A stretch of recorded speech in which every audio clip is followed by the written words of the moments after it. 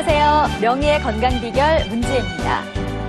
나에게 두 번째 인생이 있다면 이라고 누구나 한 번쯤은 상상해 봤을 겁니다.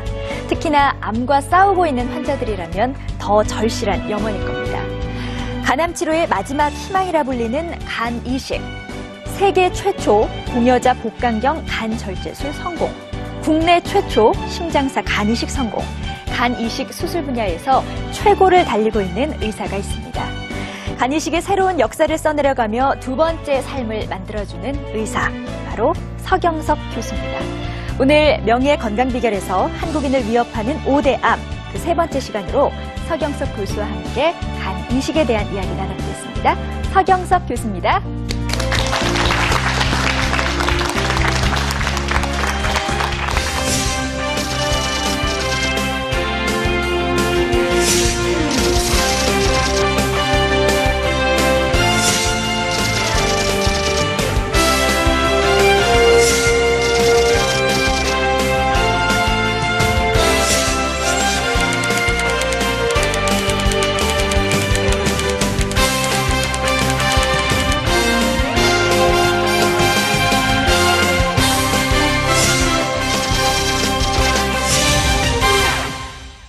네, 교수님 어서 오세요.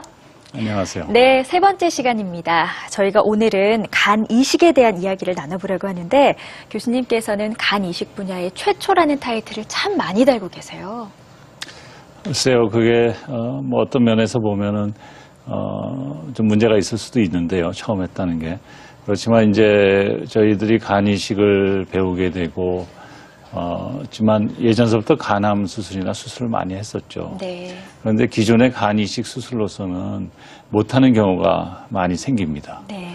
그래서 이제 이런 거를 극복하기 위해서 예전의 간 수술 기법을 좀 더 동원해서 하기 때문에 여러 가지 형태의 그런 술식을 처음 개발하게 됐습니다. 네, 지금은 많은 환자들의 생명을 살리는 새로운 방법이 됐지만 처음 시작할 때까지만 해도 처음이다 보니까 주변에 우려도 좀 있었을 것 같은데 어땠어요? 처음 시작하기 상당히 힘들죠. 그리고 네. 환자분들도 안심을 잘 못하고요. 네. 예전에는 물론 초창기에 간 이식을 시작할 때는 정말 한 3분의 1의 환자가 퇴원을 못하고 사망하는 경우가 있었습니다. 근데 지금은 뭐 거의 100% 다 살지만, 그러니까 네. 처음 시작하기가 상당히 힘들었고요. 수술 시간도 예전에는 굉장히 길었었습니다. 네. 급박한 상황에서 간 이식을 누구에게나 받을 수 있다면 얼마나 좋을까요? 하지만 생체 간 이식에는 조건이 있다고 합니다. 화면으로 만나보시죠. 일반적으로 수혈이 가능한 혈액형에서 이식도 가능하다. 수혜자에게는 몸무게의 1% 정도의 간이 필요하고 공여자는 자신의 간에 30% 이상이 남아있다면 대체로 안전한 재생과 회복이 가능하다.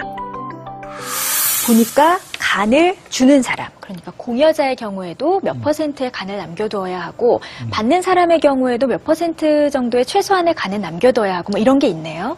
예.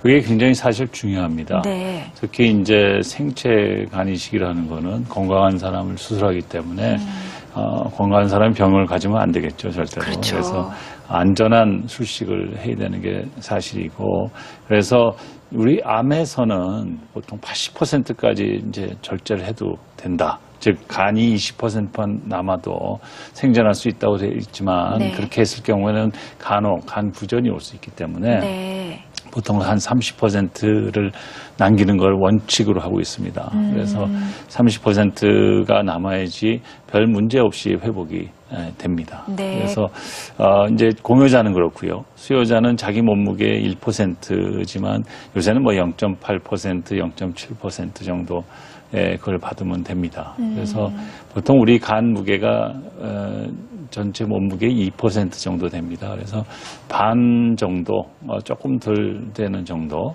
그 정도의 간을 받으면은 충분히 이제 이식해서 생존할 수가 있죠. 네, 간 이식을 할 때 보니까 보통은 가족들 안에서 해결되는 경우가 많던데 네. 혈액형만 맞으면 되는 건가요?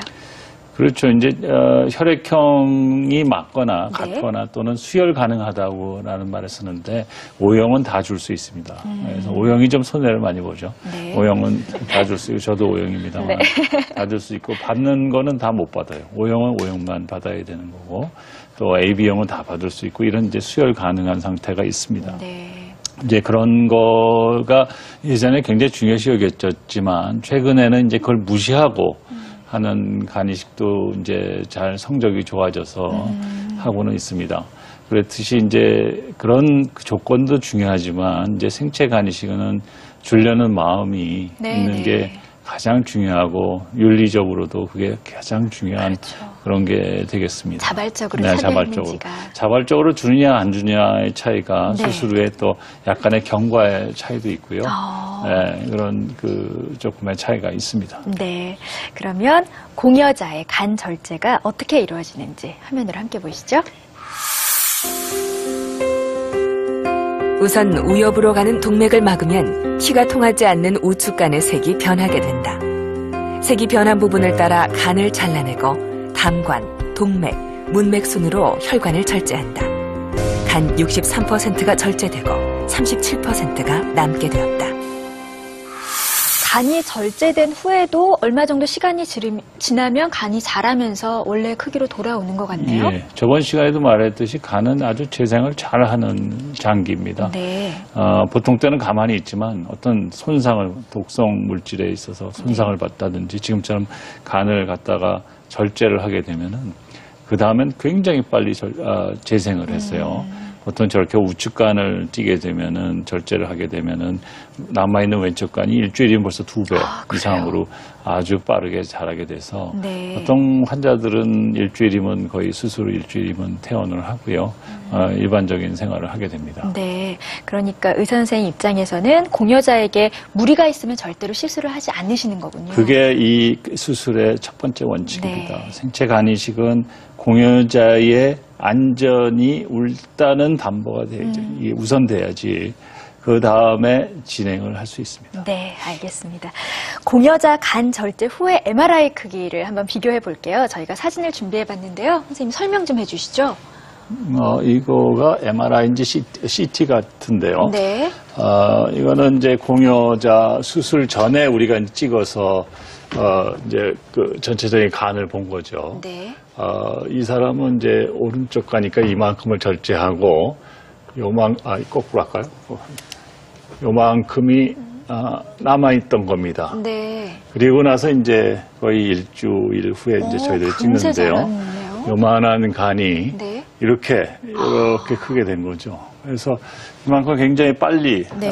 재생을 해서 70% 정도의 큰 간을 절제를 해도 별 무리 없이 진행이 됩니다. 다행이네요.